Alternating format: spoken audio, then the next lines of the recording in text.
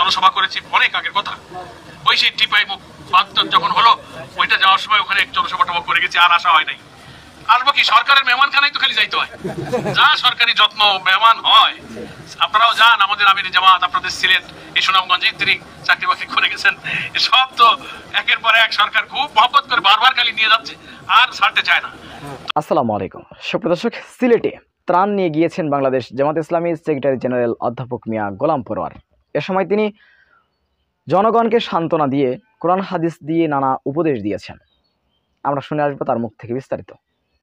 যে ভয়াবহ বন্যা এবং প্লাবনের যে পূর্বাভাস পাওয়া গেছিল, সেটাকে কমিয়ে অন্তত কিছুটা কম দিয়ে আজকে প্রচন্ড রোদের মধ্যে দিয়ে কিছুটা আমাদের পরে রহমত নাজিল করেছেন। ওই পূর্বাভাস অনুযায়ী যদি ভয়াবহ বন্যা হতো 22-এর মতো, তাহলে এখন আর আমাদের এখানে এসে দাঁড়িয়ে দাঁড়িয়ে ত্রাণ দেওয়ার কাজ করা সম্ভব হতো না, নাকি বলেন?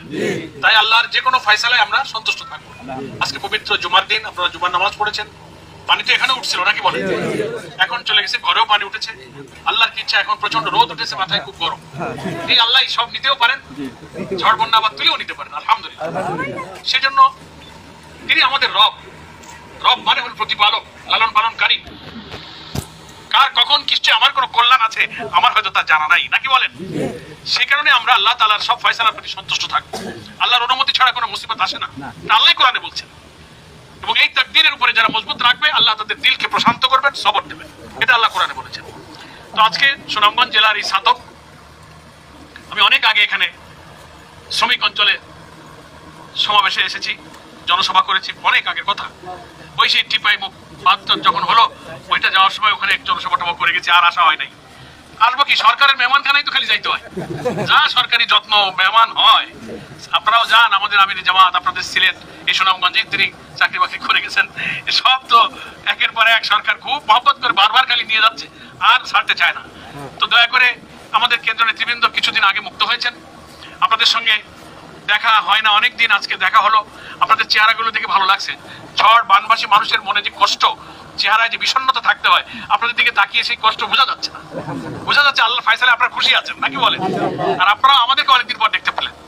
আমাদের সহকারী সেক্রেটারি জেনারেল, আপনাদের প্রিয় ভাই সন্তান এহসানুল মাহবুব জুবায়ের, আমাদের সিলেট মহানগরী আমির ফখরুল ইসলাম, এখানে জেলা আমির সাহেব আছেন তোফায়েল ভাই সহ জেলা নায়েবে আমির, ছাত্র নেতৃবৃন্দ, এই থানা আমির সহ থানা নেতৃবৃন্দ আছেন। আমি সকলকে কেন্দ্রের পক্ষ থেকে শুভেচ্ছা জানাচ্ছি, মোবারকবাদ জানাচ্ছি। আমাদের এটা আসার অর্থ এই না যে কিছু চাল ডালের একটা ব্যাগ দিয়ে গেলাম আর আপনাদের কপাল সব খুলে গেল, ভাগ্য বদলে গেল, তাই কি হবে নাকি? না, এটা আশা কেন? আশাটা হচ্ছে যে জামাত ইসলামী জনগণের সংগঠন, জনগণের দুঃখ কষ্ট বিপদে আপদে আমরা যে পাশে আছি, এই সহানুভূতিটুকু জানাবার জন্য আমরা ছুটে আসছি। এতে কি হয় যে তবু একটা বাড়ি বেড়াতে গেলে তো একটা আপেল, একটা চিপ চকলেট, একটা বিস্কিট তো নিয়ে যাওয়া লাগে, এই সুন্নাত আদায় করার জন্য আসছি। কথা বুঝে আসছে? এই জন্য আপনারা হতাশ হবেন না। ক্ষতিগ্রস্ত মানুষের জন্য যতটুকু তৌফিক আপনার আমার পকেটের পয়সা দিয়ে আমরা আল্লাহ তাআলা দিন কায়েমের চেষ্টা করি, আবার বিপদগ্রস্ত মানুষের জন্য আমরা আমার পকেট থেকে পয়সা দিয়ে যিনি বিপদে আছেন তার কাছে ছুটে যাই। সেভাবেই আমরা এগুলো জোগাড় করে আনছি, আলহামদুলিল্লাহ। এবং ইনশাআল্লাহ আমরা আল্লাহর কাছে বলবো, আল্লাহ যেন আমাদেরকে আর কঠিন পরীক্ষায় না ফেলেন, আপনারা যেন আরো মুসিবত থেকে রেহাই পান। যদি আল্লাহ আমাদেরকে কোনো পরীক্ষা করে আমাদের।